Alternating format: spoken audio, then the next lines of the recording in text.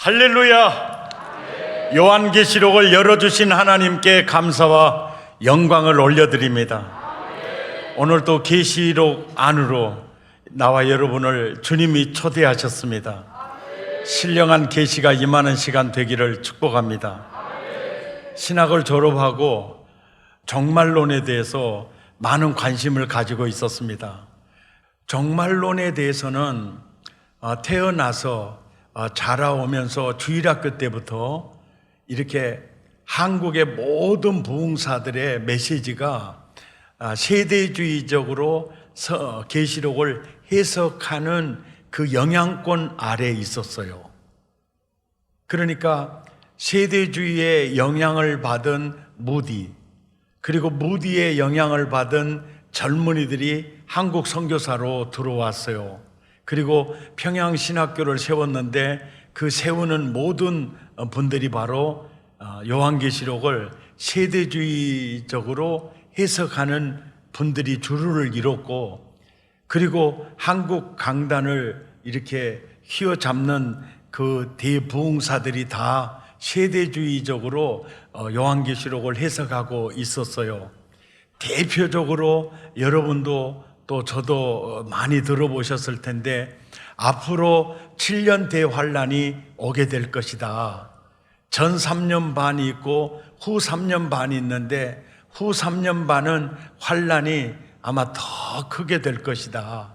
그래서 7년 환란 오기 전에 우리는 꼭 휴거되어야 한다. 이런 메시지를 많이 듣고 자라왔어요. 그리고 창세기부터 요한계시록까지 성경을 읽으면 제일로 그냥 숲속에서 헤매는 느낌을 받는 것이 요한계시록이에요. 그래서 요한계시록 속에 들어가서 종말론을 연구한다는 것은 굉장히 캄캄하게 느껴지기 때문에, 그야말로 유명한 그 종말론주의자들 또 세미나 강의를 가면은 어떤 일정한 도표를 이렇게 보여주면서 성경 구절을 인용해서 말을 하면, 와, 진짜 그러네, 와, 진짜 맞네, 이렇게 해서 저도 세대주의적 해석에 의해서 그런 종말론이 저에게도 형성이 돼 있었고, 그것을 바탕으로 저도 설교를 했는데, 이제 요한계시록을 강해하면서 요한계시록 속으로 들어가서 문맥의 흐름을 통해서 성경을 해석해 보니까, 세대주의적 성경 해석이 얼마나 엄청난 문제점을 안고 있는가를 발견하게 되었어요. 그 중에서 오늘 대표적으로 볼 수 있는 본문이 계시록 11장 1절과 2절에 오늘 이 내용이에요. 이 내용을 보면 성전을 청량하라, 성전 밖은 청량하지 말라, 이 말이 나올 때 세대주의자들은 이렇게 얘기를 해요. 7년 대환란이 오는데 전 3년 반 때는 적그리스도가 출현해서 이스라엘 나라와 평화 조약을 맺을 것이고, 그 평화로운 때 지금 예루살렘 성전 자리에 이슬람 돔 사원이 서 있어요. 그래서 중동 전쟁을 하고 이스라엘과 전쟁을 할 때도 그쪽 부근에는 중동에서도 미사일을 절대로 쏴지 않습니다.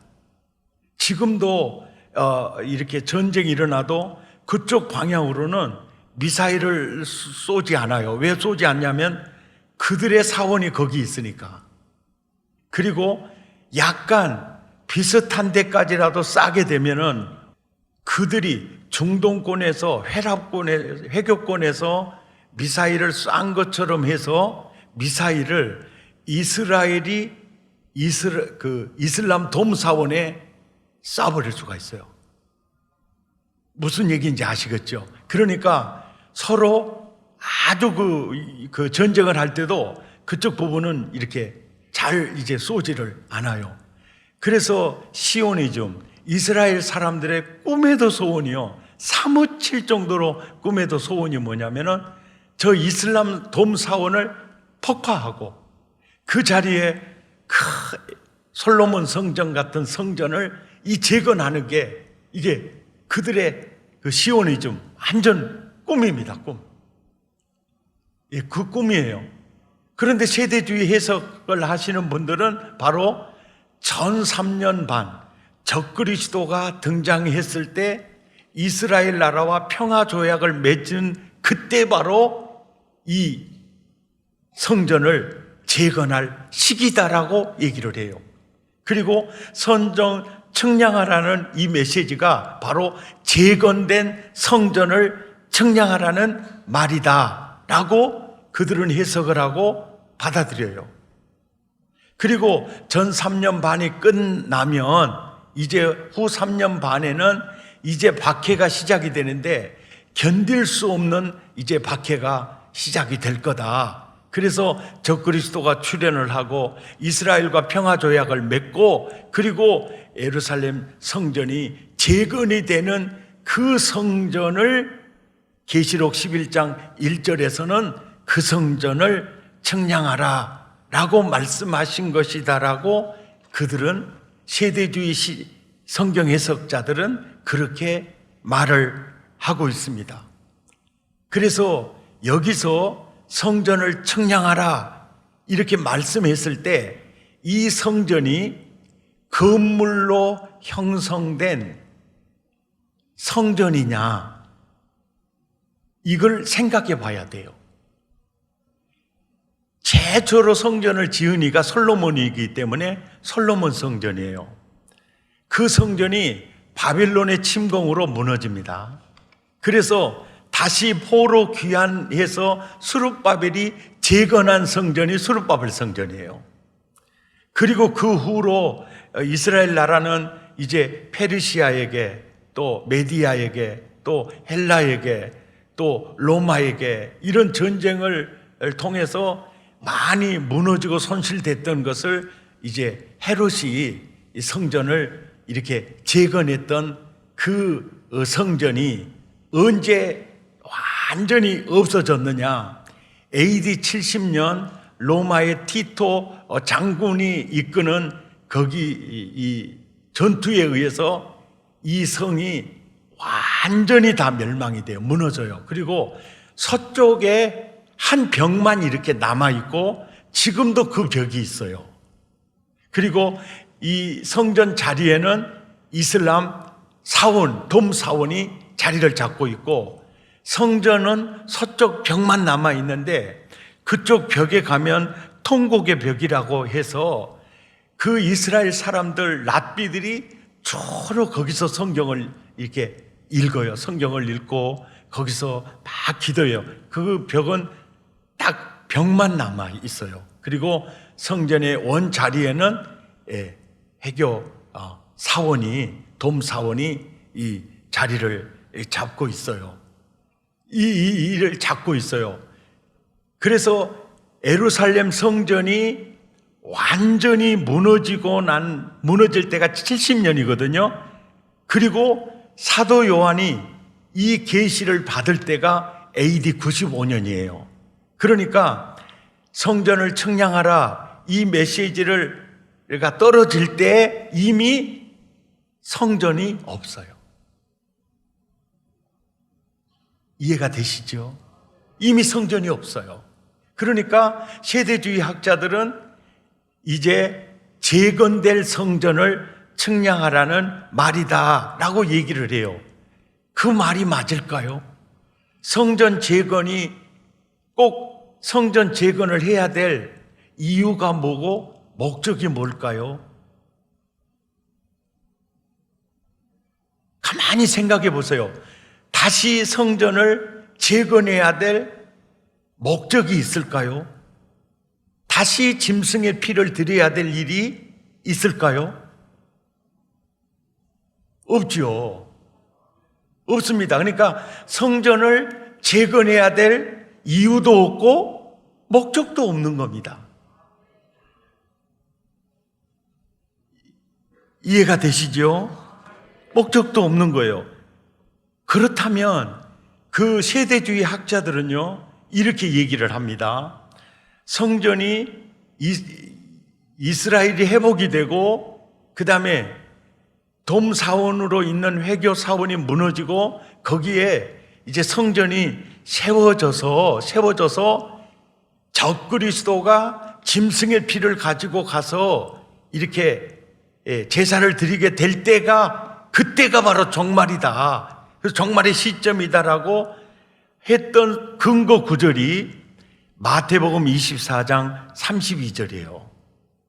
그러니까 우리나라는 무궁화, 일본은 사쿠라, 이스라엘은 무화과 나무입니다. 그래서 무화과 나무의 비유를 배우라. 그 가지가 연하여지고 잎사귀를 내면 이제 여름이 가까운 줄 알라.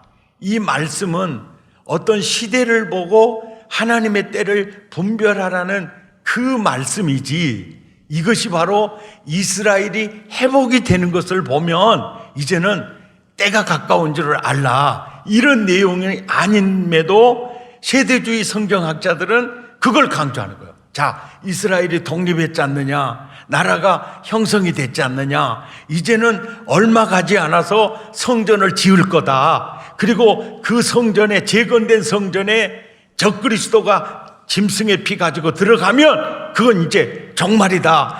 그 시점만을 굉장히 여수고 있어요. 여수고 있습니다. 예. 그런데 짐승의 피를 드릴 이유가 없는 상황에서 성전을 재건할 이유도 목적도 없지 않는가, 이런 생각이 개혁주의적 성경을 보는 입장에서는 생각이 들거든요. 그리고 또 마태복음 24장 15절을 근거로 들어요. 야, 다시 성전이 재건이 되고 그 거룩한 성전에 적그리스도 멸망에 가증한 것이 짐승의 피를 가지고 들어간 것을 보거든 그때 종말이 오는 줄을 알라. 이렇게 이제 세대주의 학자들은 이 성경 구절을 이렇게 이제 인용을 해요. 그러니까 성경을 배우고 공부할 때 마태복음 24장 15절 한 절만 딱 떼 와가지고 봐라, 멸망에 가증한 것이 재건된 성전에 짐승의 피를 가지고 들어갈 때 그때가 종말이다. 이렇게 이 구절을 딱 떼가지고 와서 인용을 많이 하거든요. 이거 굉장히 위험한 거예요. 왜 그러냐면 한 구절을 딱 떼오는 건 굉장히 위험한 겁니다. 왜? 문맥을 따라서 무슨 얘기를 하는지를 그 문맥 속에서 찾아내야 되는데 이 구절만 딱 떼와서 자기들 덮조에다 딱 집어넣으면 맞게 느껴져요. 그런데 실은 멸망에 가증한 것이 거룩한 곳에 선 것을 보거든 이 얘기가 사실은 재건된 성전에 적그리스도가 짐승의 피를 가지고 가는 때를 말한 게 아니에요. 문맥을 보면 보세요. 그 다음 절 봐보세요. 이 봐보면 그때 유대에 있는 자들은 유대로 들어가지 말고 멸망에 가증한 것이 거룩한 곳에 선 것을 보거든. 이게 뭐냐면은 로마의 티토의 군대가 예루살렘을 멸망시키기 위해서 등장하는 걸 보거든. 그때 유대에 있는 자들은 유대로 들어가지 말고 산으로 도망가라는 얘기예요. 지붕 위에 있는 자들은 물건 가지러 들어가지도 말고 빨리 도망가라는 거예요. 왜? 멸망에 가증한 예루살렘을 함락시키는 무시무시한 부대가 떴다. 그러면 무조건 도망가라는 거예요. 동네로 들어가지 말고 산으로 도망가고 이 지붕 위에 있어도 그냥 집에 뭘 가지러 들어가지도 말고 그냥 도망가라는 말이에요. 그러면서 18, 19절에 밭에 있는 자들은 겉옷 가지려고 집으로 들어가지도 말고 아이벤 자들과 젖먹이는 자들에게 이 멸망이 올 때 이들이 제일 어렵잖아요. 그러니까 그들에게 참 화다다. 그러면서 너희가 도망하는 일이 겨울에나 안식일에 되지 않도록 기도하라. 그러니까 이 말씀에서 멸망에 가증한 것은 예루살렘을 멸망시키려는 티토 군대를 얘기한 거예요. 적그리스도가 재건된 성전에 들어갈 것을 말하는 내용이 아니라는 겁니다. 그렇다면 성전을 측량하라. 그러면 이 명령이 떨어졌어요. 그런데 성전은 서쪽 벽만 남아 있어요. 그리고 성전 자리에는 이슬람 사원이 있어요. 성전을 측량하라. 바로 건물로 된 성전을 측량하라는 말일까? 여기서 그렇지 않은 것 같아. 그러면 성전을 측량하라. 어떤 성전을 측량하라는 말일까? 보면 히브리서 9장 24절에요. 본체는 그림자인 손으로 만든 성소에 들어가지 않는다. 이게 그리스도께서는 참것의 그림자인 성소로 들어가지 않는다. 그러니까 구약의 성전은 참것 예수 그리스도 나타나기, 참 성전이 등장하기 전까지 그림자로서의 역할이었다는 거죠. 근데 참것이 왔어요. 참것이 왔는데 또다시 그림자로 돌아갈 수 없다는 거죠. 그리고 요한복음 2장 19절에서는 예수님이 그래요. 참것이니까 예수님이 이렇게 말합니다. 이 성전을 헐어라. 내가 사흘 동안에 내가 다시 일으킬게. 유대인들이 이르되 이 성전은 46년 동안 지었는데 어떻게 3일 동안에 일으켜? 이렇게 하니까 예수님은 성전된 건물이 아니라 그림자 성전이 아니라 성전의 참것 본체인 자기 육체를 얘기했던 거예요. 그러니까 뭐요? 나를 십자가에 못 박혀라. 사흘 만에 내가 이 성전을 일으키리라. 아멘입니까? 그 얘기를 하고 있는 거예요. 그러면서 히브리서 10장 1절에 보면 율법은 좋은 일의 그림자일 뿐이다. 여기서 말하는 율법은요, 계명도 들어있고 그 다음에 제사 예법도 들어있고 그 다음에 성전을 짓는 식양도 들어있어요. 그게 이 토탈 율법입니다. 그 율법은 바로 좋은 일의 그림자예요. 그러니까 이미 성전이나 그 짐승의 피를 드리는 모든 것은 참것 예수 그리스도를 보여주는 그림자 역할이었고, 이제는 본체 참것이 이미 오셨어요. 아멘. 오셨어요. 왜 오셨느냐?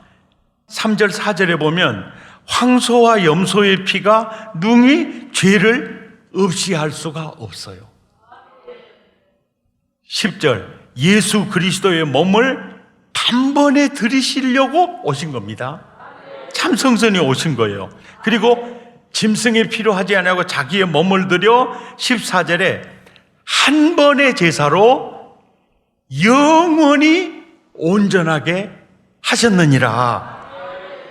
그러니까 2000년 전에 오셔서 단번에 자신을 제물로 드리셨습니다. 그 속죄 제사가 성공하셨어요. 아멘입니까? 그렇다면 다시 짐승의 피를 드릴 필요가 있겠어요, 없겠어요?